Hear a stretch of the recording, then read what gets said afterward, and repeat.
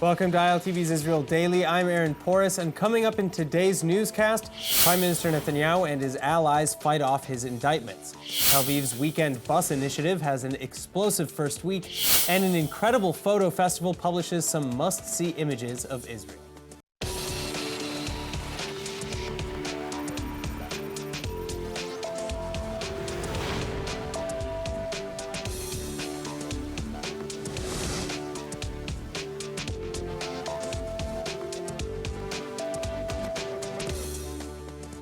It's been a tough weekend in Israel following Israeli Attorney General Avichai Mandelblatt's announcement to indict Prime Minister Netanyahu in 3 separate cases. The premier faces 3 counts each of fraud and breach of trust and 1 count of bribery, but Netanyahu vehemently denies the allegations, vowing to fight the charges and continue with coalition talks as protesters hit the streets.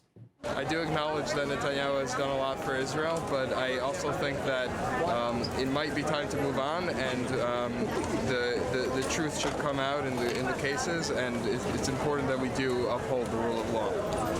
Everyone's allowed to have the presumption of innocence, and it's a good sign that the Attorney General that he appointed indicted him. Shows that our justice system works, and if he's guilty, he's guilty, and if he's not guilty, then so be it. But overall, it's a sign that our justice system in Israel works. Meanwhile, Netanyahu allies are also chiming in, repeating demands to investigate the investigators and calling the Attorney General a spineless puppet who's in service of a coup. We are protesting here to stand with Bibi against the injustice that the monstrous leftists who think that they rule the court and they are above the law, but they are not. So they try to shut down the right wing in Israel.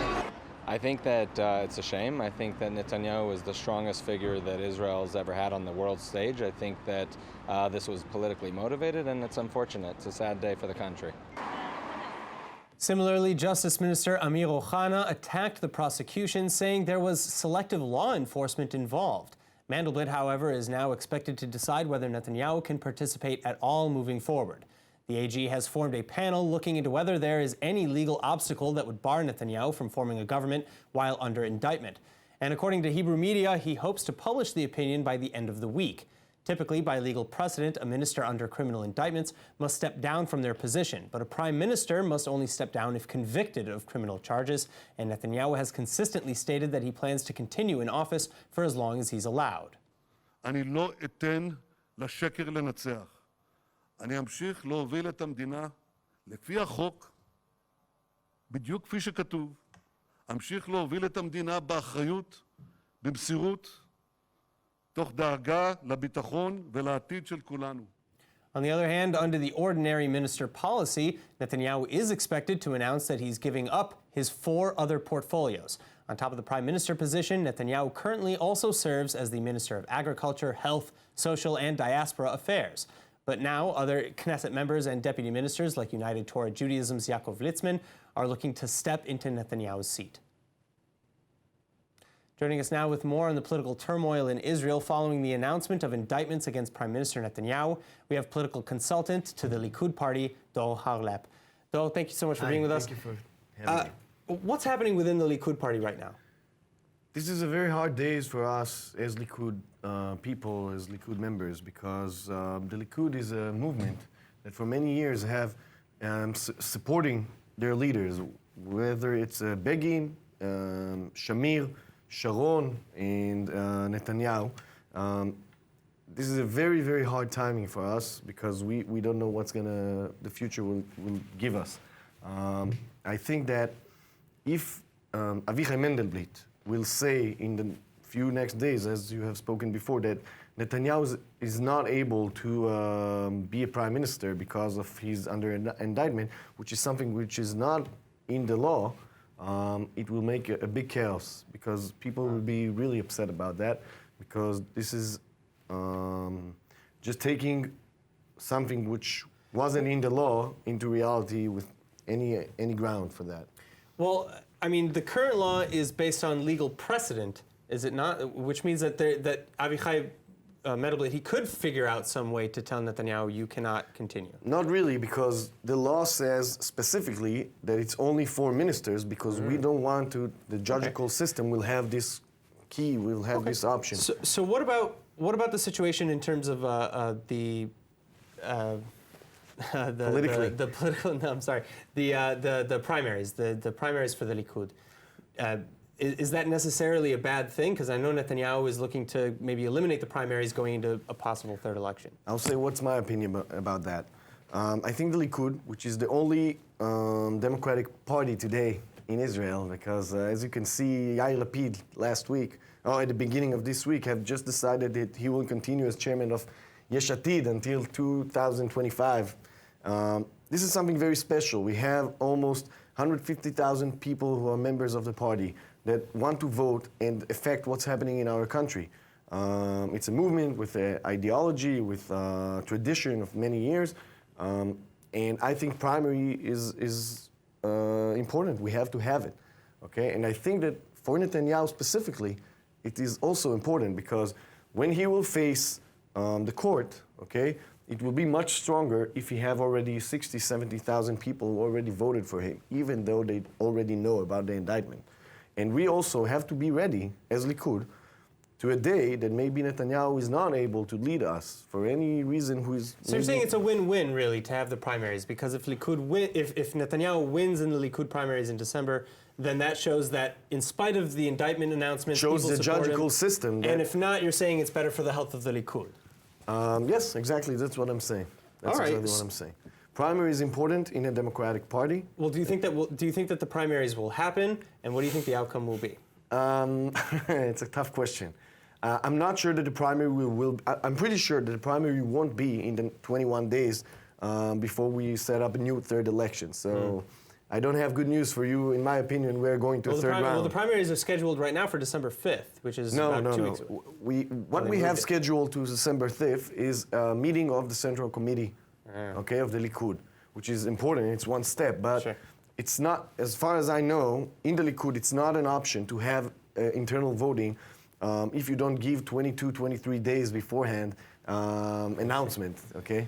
So there's a lot going on right now, and nobody knows how it's going to end. And makes for exciting times. Dole, thank you so much. Thank you very much. In other news, efforts to return two Israeli citizens who remain imprisoned in the Gaza Strip are continuing.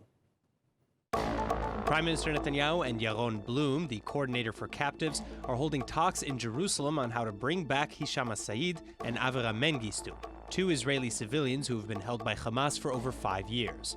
The meetings, held with the Mengistu and Said families, cover covert and open efforts to return the boys unharmed, and Mengistu and Said, who are both thought to be mentally handicapped, wandered into the Gaza Strip and were captured by the terror group.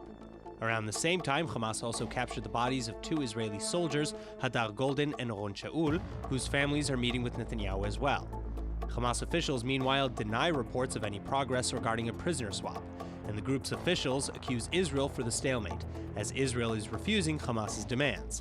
Well, there might be a good reason for that, because according to unconfirmed reports, in return for the two Israeli civilians and two soldiers' remains in Gaza, Hamas is demanding the release of at least 2,200 Palestinian prisoners, including at least 500 inmates who are serving life sentences and dozens of repeat offenders who were released in the 2011 Gilad Shalit exchange. If you have ever been to a big city, then you know that there are a lot of characters riding the subway.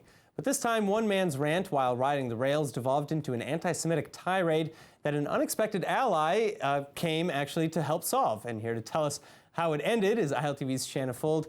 So, Shanna, what happened? So this is a story of a family who was on I call it the subway. I'm from New York. It's the Underground in England. The tube. There was a Jewish family with little kids. They were wearing kippot, head covering. And a man was hovering over them with what looked like a Bible, and he was reading out verses. They were anti-Jewish verses, and sort of berating the family about that Jews are responsible for the death of Jesus Christ and other things like this. The classic fun stuff. Okay, Yeah. So what happened? Like, how did this then kind of turn away from the Jewish family? How did it turn into a feel-good story? Exactly. Okay, so there was an Islamic woman wearing a hijab who stepped in, and I think we were discussing earlier, you wondered how come more people didn't actually come into the aid, but there was one woman who really got in there, and she put up her hand, she started arguing with the guy, telling him that there was a family here with little kids, and that he should lighten up. And then he returned on her and started making some Islamophobic remarks to her. And this was all caught on camera by another train rider. Wow. All right. Well, I mean, we're looking at the footage here, and you can see that, he kind of turns and goes to each person who addresses him kind of in order after he leaves the Jewish family. I guess, yeah, I mean, it's like you said, what maybe bothers me a little bit about this is that everybody sort of becomes for himself in the situation, Yes, well, you want to know what? Sometimes this happens with people who are not in their right mind. I, being from New York, have dealt with this time and again, but I just wanted to read to you. So this woman picked up a lot of attention because people were saying, this was on Twitter, people were saying that she really came in and they gave her a pat on the back, and I just want to read to you what she responded in a statement to a news outlet. As a Muslim woman and mother, I know what it's like to be attacked and dehumanized for my faith, and I couldn't just watch and see this happen to another family with young children, and racial abuse has no place in our city and will not be tolerated.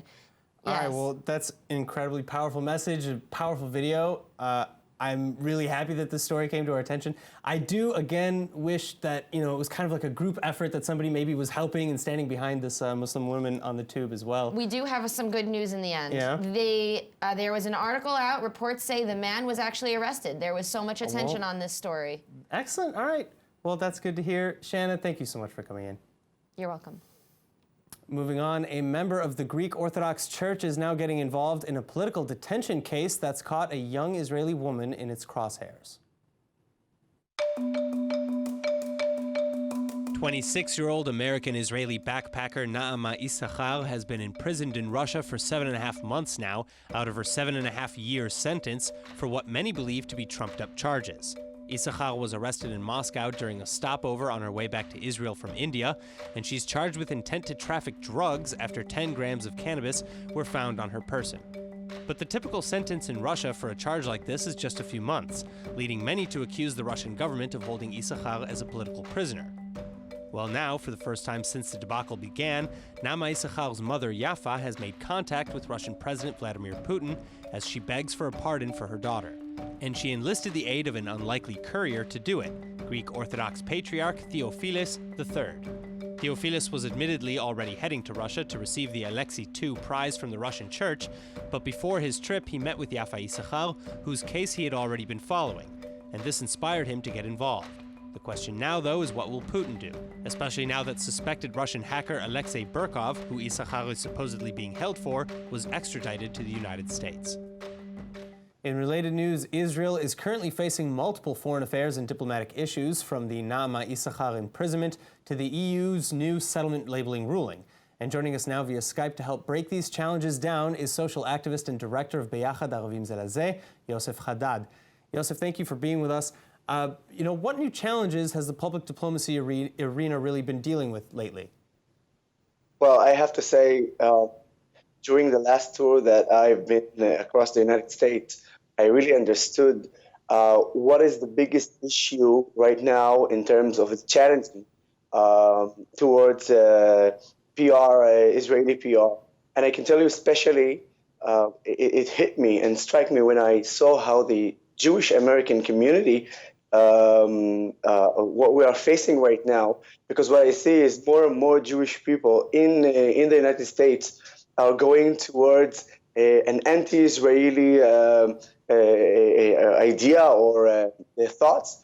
And I think one of the most important things to do is right now to treat this issue. To be honest with you, I met a lot of students, diverse, obviously, students, Christian, Muslim, and Jews. And I can tell you that I was very surprised to see how the Jewish students talking about Israel and referring to Israel. And I think right now the biggest issue, at least in my opinion, is not really the BDS, but what's going on in the Jewish community in the United States. So what do you think is currently the biggest driver of these anti-Semitic or anti-Israel attitudes within the Jewish American population? And what do you think Israel or maybe America or independent groups really should be doing to respond to it? But the thing is, we've seen organizations such as the BDS, okay? And when you see that Jewish Americans supporting the BDS, it actually gives them the fuel to continue and to rise. The problem is that those students are misled and brainwashed. I had one of my lectures in, I think it was in UC Davis, and I was asked by some student, and he told me that he thinks that, and he knows actually, not thinks, that Israel, in fact, is an apartheid country. Israel is not a democratic country. In fact, he said that in the Middle East, there is a lot of Arab countries who are more democratic than Israel. So I asked him a simple question. Did you visit Israel? Immediately he said, no. So when you speak with someone who talks like this about Israel, you understand that he is misled or brainwashed. Sure. And immediately I took a lot of, for instance, videos to show him a little bit about Israel. And then you could see that he started to think about it. That's the biggest issue right now, and I'm very worried about that. All right, well, I guess we're glad you're doing the work that you're doing. Yosef, thank you so much for taking the time to explain that to us. Thank you very much for having me. All right, now it looks like a newly operational public transit system is turning out to be a huge success, and ILTV's Nittany Manson reports. Residents of the secular city of Tel Aviv have long been pressuring the state for public transportation on weekends or during the Jewish Day of Rest. And now it seems their wish has finally been granted in spite of staunch opposition from the ultra-Orthodox, because Tel Aviv has just launched a trial public transportation program on Friday afternoon, offering free bus services to residents of the city and its periphery. And the reception has been explosive. The program, titled We Move on Weekends, runs 6 routes between Tel Aviv and Ramat Gan, Ramat HaSharon, Givatayim, Hulon, and Kiryat Ono. And it boasts 19-person minibuses, which hit upwards of 500 stops across 300 kilometers of roadway, all without entering ultra-Orthodox or Haredi neighborhoods. But the municipality wants riders to be aware that the service will only be free for the first few weeks of the program, and that to eliminate the long wait times that people experienced in the opening weekend, more minibuses will be added to the schedule as soon as possible. But finally, explaining the move, Tel Aviv Mayor Ron Huldai says that the ability to move from place to place throughout the week is a fundamental right, and that Israel should consider launching a similar system nationwide as soon as possible. All right, if you're a comedian, testing your material across new nations and cultures can actually help the growth process. But for Louis C.K., a comedian with a rough reputation, getting out of town was not as much of a choice as it was a salvation. Louis C.K. has returned to the Israeli stage. The internationally renowned American comedian was last in Israel in 2016, but now, 3 years later, he's back after having been on a hiatus, trying to maintain a low profile. C.K. is best known for his TV series Louis, and he has a long career history of writing for programs like The Dana Carvey Show, Saturday Night Live, The Conan O'Brien Show, and David Letterman's Late Show, just to name a few. But in 2017, the star, who is known to have an arsenal of raunchy jokes, was accused of sexual misconduct by a handful of his colleagues, and he has since confessed to the allegations that he made inappropriate actions while in front of other female comedians. So now CK is having an easier time delivering shows abroad, especially after the allegations resulted in the cancellation of his HBO series and a slew of live performances. Also, more recently, CK has returned to smaller shows in the US that went without advertisement. But as far as his Tel Aviv shows are concerned, Israeli reviewers said that the Tel Aviv audiences received CK well and that the set was well worth the $80 ticket price. Reviewers also say that the content is not for the politically correct, and that at the beginning of the set, Louis actually addresses his behavior, making jokes about not doing something you know you shouldn't do, even if you get permission. But 5 women protested outside of the hall in Tel Aviv anyway, holding signs saying they believe the victims. And in any case, CK returns to Israel Thursday after touring in Europe, and he will deliver 2 final sold-out shows in Holon, a city just south of Tel Aviv. All right, now you know what time it is. It's time to learn about some more new and amazing places to visit here in the Holy Land. This is the side of Israel that most people have not seen before, and it's brought to you by Visit to Israel, one of the world's leading Instagram pages about how to travel in Israel. And so without any further ado, here's Ela of Ela Travels the World. Take it away. Thank you, Aaron. Our first place will be Capernaum in North Israel. It's located on the northern tip of the Sea of Galilee. Cool. In Israel, it's called Kfar Nahum. It's a national park. It's dated back to the beginning of the 1st century.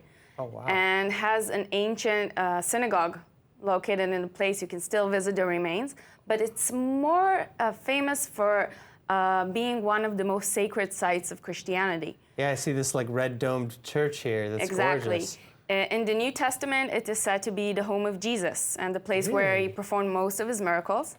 So it's a beautiful place to visit, and it's situated right on the shore. It has a beautiful dock, various archaeological sites. Highly recommend it. Is this the same kind of location? Because I know he was said to walk on the Sea of Galilee, Exactly. so this is where he walked on water as well? Yes, and he performed a lot of his miracles in this place, and Very cool. very visited by many people. Wow, and what a view. That's gorgeous. All right, so what's our second place? Well, the second place also is pretty visited. It's called the Masada National Park. Ah, yes. Yes. So it's mostly famous for the story of the Great Revolt 2,000 years ago against the Romans.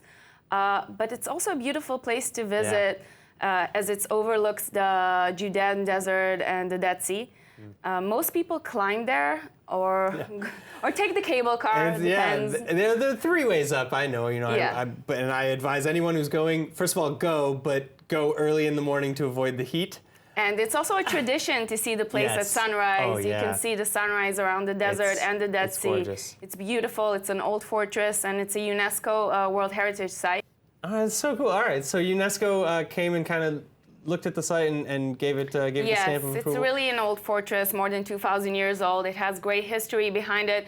It's also an archaeological site. It has remains of so Hebrew the scriptures. black line from where they rebuilt. Exactly. Very cool. So a lot of Jewish history and a beautiful place to visit. All right, well, Ela, thank you so much for Thank coming. you, Aaron. Again, go and check out these 2 sites. They're incredible. I've been to one of them anyway, so I can say from firsthand experience. Ela, thank you again. Thank you so much, Aaron. Now, speaking of the most beautiful things that Israel has to offer, an amazing photo festival showcasing the gorgeous Arava desert is finally announcing the winning shots, and ILTV reporter Shanna Fold has the details. The Arava Desert extends from the Dead Sea in central Israel all the way down to Eilat, in Israel's southernmost tip. And that is exactly where the Planet Arava Festival was held. The festival was held in early November and touted 150 photographers from around the world and ended with a whopping 500 photos in the final stage of the competition. The festival showed only photos taken within the Arava and also highlighted some environmental protection issues from the region. Compelling photos showed foxes hunting by night, as well as rabbits, birds, and lizards in their natural habitats. For the story and sequence category, Aviv Etzion won with one of 5 photos he took of 2 black-winged stilt birds who were in the courting process. Other photos showed the 2014 Evrona oil spill, where photographers and park rangers had gotten shots of the desert after the incident. The nature reserve was overtaken by between 3 and 5 million liters of crude oil that leaked out from a pipeline. It's considered the worst environmental disaster in Israel's history. Photographers said the black oil was an eyesore and emitted a horrible smell. Omri Yosef Omesi of Eilat took the first place prize with a series of photos he took of the oil spill in 2014 and submitted this year. Congratulations to all the winners in all the various photo categories. Oh gosh, what gorgeous photos. But on that note, let's take a look at the weather forecast. Tonight should be cool with average lows between around 50 and 55 Fahrenheit or 10 and 13 degrees Celsius. Then tomorrow you can expect partly cloudy skies and a slight drop in temperatures to a high of around 77 or 25 degrees Celsius. That's it for today's news. Today's exchange rate is 3.47 shekels to the American dollar. For more news from ILTV, please like ILTV on Facebook, follow us on Instagram, and subscribe to our YouTube. I'm Aaron Porras. Thank you for watching.